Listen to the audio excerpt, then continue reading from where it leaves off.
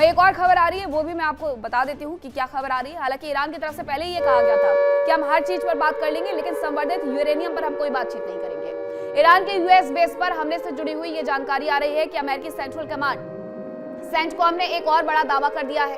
अब सेंटकॉम की तरफ से क्या दावा किया गया कि हमले में एयरबेस को नुकसान नहीं होने का दावा किया गया है। जो कतर में हमला हुआ है उसे लेकर के अली अल सलेम बेस को कोई नुकसान नहीं हुआ है, ये यूएस की तरफ से स्पष्ट कर दिया गया है। तो यूएस की तरफ से ये स्पष्ट जरूर कर दिया गया है कि उन्हें कोई नुकसान नहीं हुआ है। हालांकि इस बारे में ईरान की तरफ से भी कुछ स्पष्ट नहीं कहा गया। उन्होंने बताया था कि उन्होंने बदला लिया है कुवैत में अमेरिकी सैन्य बेस पर हमला करके, लेकिन नुकसान के बारे में ईरान की तरफ से कोई जानकारी नहीं दी गई थी।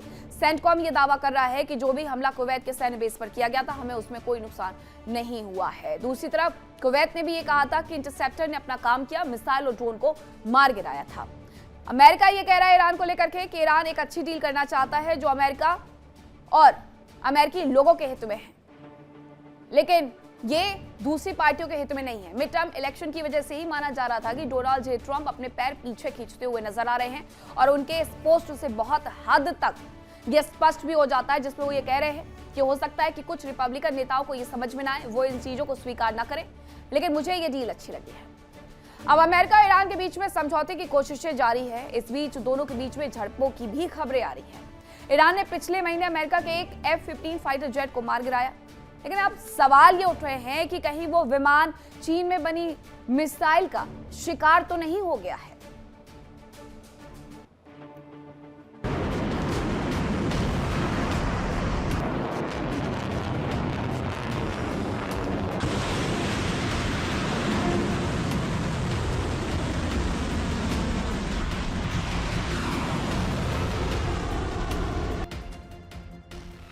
चीन और रूस हमेशा से ईरान के साथ ही रहे हैं। जंग के पहले से ही दोनों मुल्क ईरान के पक्ष में खड़े नजर आए। जंग के दौरान दोनों देशों ने ईरान की सेना की मदद की। दावा किया गया कि रूस की मदद से ही ईरान ने अमेरिका के ठिकानों पर सटीक हमले किए, जबकि चीन ने ईरान को इंटेलिजेंस मुहैया करवाया।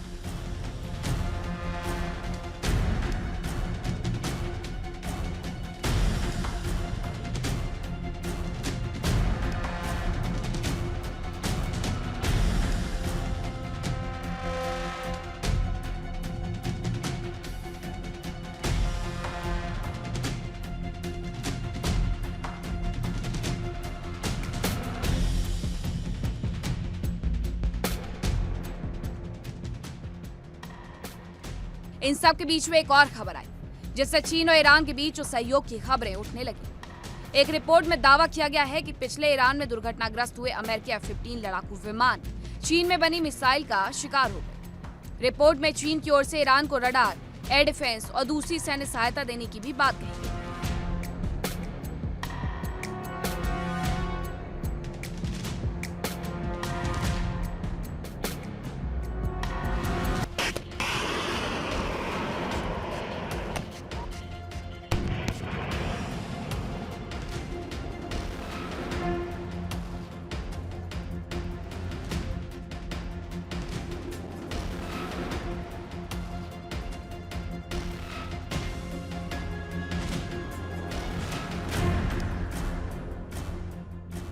दक्षिण पश्चिमी ईरान में एक अमेरिकी F-15 लड़ाकू विमान पिछले महीने दुर्घटनाग्रस्त हो गया था।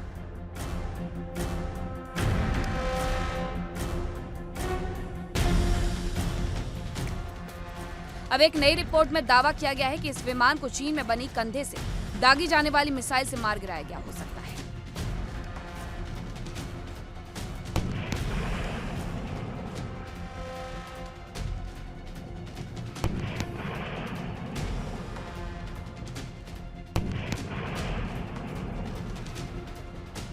पश्चिमी मीडिया के अनुसार चीन ने ईरान को युद्ध के दौरान अन्य सैन्य मदद भी दी है। इसमें स्टेल्थ विमान तकनीक और लंबी दूरी तक निगरानी करने वाले रडार सिस्टम शामिल बताए गए। अमेरिकी अधिकारियों के अनुसार इन उपकरणों की मदद से ईरान आधुनिक अमेरिकी लड़ाकू विमान, खासकर F-15E स्ट्राइकर ईगल को बेहतर तरीके से ट्रैक कर सकता है।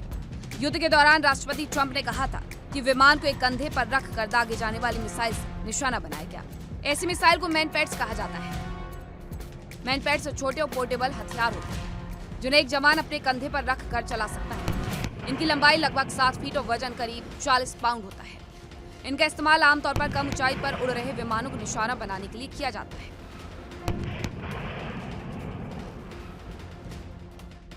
विमान गिरने के बाद अमेरिकी सेना ने दोनों क्रू मेंबर्स की तलाश के लिए 36 घंटे तक सर्च ऑपरेशन चलाया। F-15 विमान में 2 लोग सवार थे। हादसे से पहले दोनों सुरक्षित रूप से पैराशूट के जरिए विमान से बाहर छलांग लगा चुके थे। एक पायलट को लगभग 7 घंटे के भीतर बचा लिया गया था, जबकि दूसरे क्रू मेंबर को ढूंढने में ज्यादा समय लगा। पायलट ईरान के जाग्रोस पर्वत क्षेत्र में छिपा रहा और करीब 2 दिन बाद उन्हें सुरक्षित बाहर निकाला गया। रिपोर्ट में कहा गया कि अभी यह साफ नहीं है कि चीन ने ईरान को सैन्य उपकरण कब मुहैया कराए, लेकिन अगर ईरान वास्तव में चीनी हथियारों का इस्तेमाल कर रहा है तो इसमें अमेरिका और चीन के रिश्तों में और तनाव बढ़ सकता है। अमेरिका इसे ईरान को चीन की अप्रत्यक्ष मदद के रूप में देख सकता है। ये मामला ऐसे समय सामने आया है जब ट्रंप प्रशासन चीन की मदद से अमेरिका ईरान संघर्ष को खत्म करने की कोशिश कर रहा है। हालांकि अभी तक इस बात की आधिकारिक पुष्टि नहीं हो पाई कि वास्तव में ईरान ने चीन में बनी मिसाइलों से ही अमेरिकी फाइटर जेट को निशाना बनाया या नहीं, लेकिन ईरान और चीन के रिश्तों को देखते हुए इस आशंका से इनकार भी नहीं किया जा सकता। Bureau report, India daily. अब अलग अलग दावे किए जा रहे हैं। हालांकि कोई भी बयान तो इसमें नहीं देगा, क्योंकि चीन खुद नहीं चाहता है कि वो इस सब में अमेरिका के टारगेट पर आ जाए। अब आपको वो रिपोर्ट बताती हूँ जो कि पश्चिमी मीडिया के सोर्स से आई है। सवाल ये है कि ईरान युद्ध में चीन की भूमिका आखिरकार फिर से क्यों चर्चा में आ गई है? उसकी तरफ से जो सपोर्ट किया गया, क्या उसकी वजह से? अमेरिकी मीडिया की एक रिपोर्ट में बड़ा दावा किया गया है कि चीन की तरफ से जो मैन पैड्स मिसाइल्स दी गई थी उसकी वजह से ये हमला किया गया और अमेरिकी F-15E जेट को चीनी मिसाइल ने मार गिराया। ये दावा उनकी तरफ से किया गया। ईरान युद्ध के दौरान F-15E फाइटर जेट को मार गिराने का जो दावा पश्चिमी सोर्स से किया गया था, आपको याद होगा कि F-15E मार गिराने का जो दावा किया गया था, उसके बाद 2 पायलट वहां पर इजेक्ट करके सुरक्षित जगह पर चले गए थे, जिन्हें बचाने के लिए अमेरिका ने एक बड़ा फुल स्केल ऑपरेशन शुरू कर दिया था। F-15E पर चीन में बनी शोल्डर लॉन्चर मिसाइल से हमला हुआ था, ये बताया गया। ये साफ नहीं है कि चीनी मिसाइलें ईरान को हाल ही में दी गई थी या ये कोई पुराना स्टॉक था जो उन्होंने अब इस्तेमाल किया इस युद्ध के दौरान। वहीं आपको और खबरें बताती हूँ कि बैकडोर ईरान का सपोर्ट किस तरीके से मिलते रहा है, ड्रैगन का प्लान क्या है, अमेरिका और चीन के बीच में संबंधों में एक नया तनाव इसकी वजह से जुड़ सकता है। ईरान को वॉर सपोर्ट देने के दावे को चीन ने हालांकि खारिज कर दिया है। ऐसी खबरें पहले भी आई थी कि हॉर्मुज के रास्ते से जो चीनी और रशियन जहाज गुजर रहे हैं उसके माध्यम से ईरान को सीधे सीधे हथियार पहुंचाए जा रहे हैं। चीनी दूतावास ने अमेरिकी मीडिया के दावों को बेबुनियाद करार दिया है। उनकी तरफ से कहा गया कि ये सब कुछ बकवास है। चीन हमेशा अंतर्राष्ट्रीय नियमों के तहत काम करता है, ये चीन की तरफ से बयान आया है। चीन सैन्य निर्यात को लेकर के भी नियमों के तहत काम करता है। चीन और ईरान की दोस्ती अच्छी है, लेकिन चीन स्पष्ट कर रहा है कि उसने ऐसा कुछ भी उपलब्ध नहीं करवाया है जिसकी वजह से ये मुसीबतें बढ़ा दे। अब आपको ये भी बताती हूँ कि F-15E फाइटर जेट्स आखिरकार कितना ज्यादा खतरनाक होता है और कितना ज्यादा ये इंपॉर्टेंट था अमेरिका के लिए। अमेरिका का ये बेहद ताकतवर मल्टी रोल फाइटर जेट है। ये हालांकि कोई एक नहीं है, ये कई फाइटर जेट F-15E गिरा दिए गए हैं ईरान की तरफ से, जो ईरान के दावे थे। ये लड़ाकू विमान हवा से हवा और हवा से जमीन पर मार करने में सक्षम है।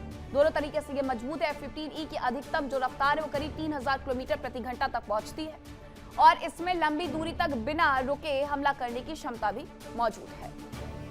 जेट में एडवांस रडार, नाइट विजन और टारगेट ट्रैकिंग सिस्टम लगे होते हैं, ये भी स्पष्ट किया गया है। ये मिसाइल, लेजर गाइडेड बम और भारी हथियारों का जखीरा अपने साथ लेकर के उड़ सकता है। F-15E हर मौसम में दिन रात दोनों समय में ऑपरेशनल रह सकता है, ये उसकी क्षमता है। उसे खराब मौसम से कोई बहुत ज्यादा फर्क नहीं पड़ेगा। अमेरिका ने इसे कई बड़े सैन्य अभियानों और मिडिल ईस्ट में इस्तेमाल भी किया है हाल फिलहाल में, लेकिन ईरान का कहना है उसने कई F-15E गिरा दिए हैं। इसकी कीमत लगभग $10 करोड़ यानी करीब 835 करोड़ रुपए एक की होती है। 4 F-15E के तबाह होने से अमेरिका को 3340 करोड़ रुपए का नुकसान हुआ है। ये 4 F-15E गिरा दिए गए हैं, ये दावा ईरान की तरफ से किया गया है। तो इस लिहाज से अच्छा खासा नुकसान तो ईरान का कर दिया है। लेकिन अभी जो रिपोर्ट्स आई हैं पश्चिमी मीडिया के हवाले से कि जो F-15E मार गिराया गया था उसमें चीन के हथियारों का इस्तेमाल किया गया है। चीन ने उस पर स्पष्टीकरण देते हुए कहा है कि उनकी तरफ से ऐसे कोई हथियार नहीं बेचे गए और ना ही भेजे गए। लेबनान में वार का एक और फ्रंट सुलग रहा है। सीजफायर के बावजूद लेबनान की जमीन बारूदी बारिश से अभी भी झुलस रही है। इजरायली सेना लगातार हिजबुल्लाह के खिलाफ कार्रवाई के नाम पर लेबनान में बारूद बरसा रही है और इन सब के बीच बड़ा सवाल उठने लगा है कि कहीं इजरायल इस जंग के बहाने ग्रेटर इजरायल की ओर तो नहीं बढ़ रहा है।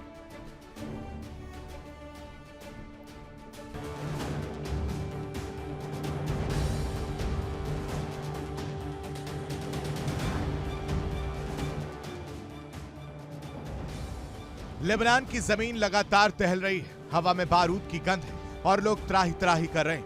इजराइल और लेबनान के बीच सीजफायर तो हुआ, लेकिन उसका कोई फायदा नहीं दिख रहा है, क्योंकि लेबनान में इजरायली सेना और हिजबुल्लाह के बीच जंग लगातार जारी है।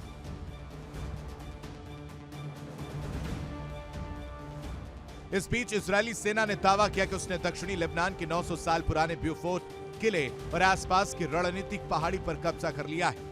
इजराइल के मुताबिक ये इलाका हिजबुल्लाह का महत्वपूर्ण ठिकाना था, यहां से कई हमले किए जाते थे।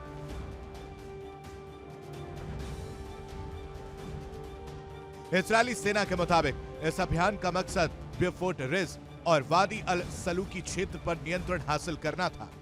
सेना ने दावा किया कि हिजबुल्लाह ने ईरान के समर्थन से इस इलाके में सैन्य ढांचा तैयार कर रखा था, इसलिए ऑपरेशन के दौरान हिजबुल्लाह के ठिकानों और सैन्य सुविधाओं को निशाना बनाया गया।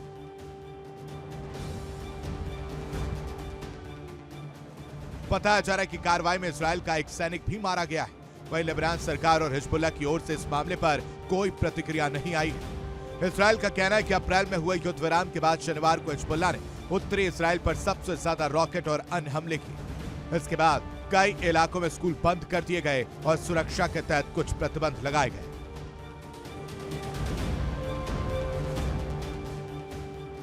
इजरायली सेना के मुताबिक ब्यूफोर्ट किला और उसके आसपास की पहाड़ी बहुत महत्वपूर्ण जगह है। यहाँ से दक्षिणी लेबनान और उत्तरी इजराइल के बड़े हिस्से पर नजर रखी जा सकती है। सेना का दावा है कि इसी इलाके से हिजबुल्लाह इजरायली शहरों और सैन्य ठिकानों पर हमले करता था। इजराइल का दावा है कि क्षेत्र में मौजूद लॉन्चिंग सिस्टम और अन्य सैन्य ढांचे को भी निशाना बनाया जा रहा है।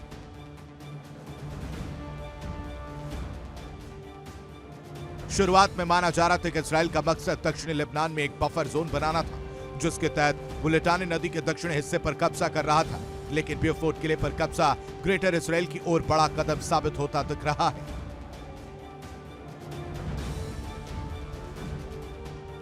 Bureau report, India daily. देखिए इंडिया डेली 24/7 अब आपकी स्मार्ट टीवी पर। इंडिया डेली मौजूद है सभी डिजिटल प्लेटफॉर्म पर लाइव और लगातार। इंडिया डेली 24/7 हर दिन राष्ट्र को समर्पित।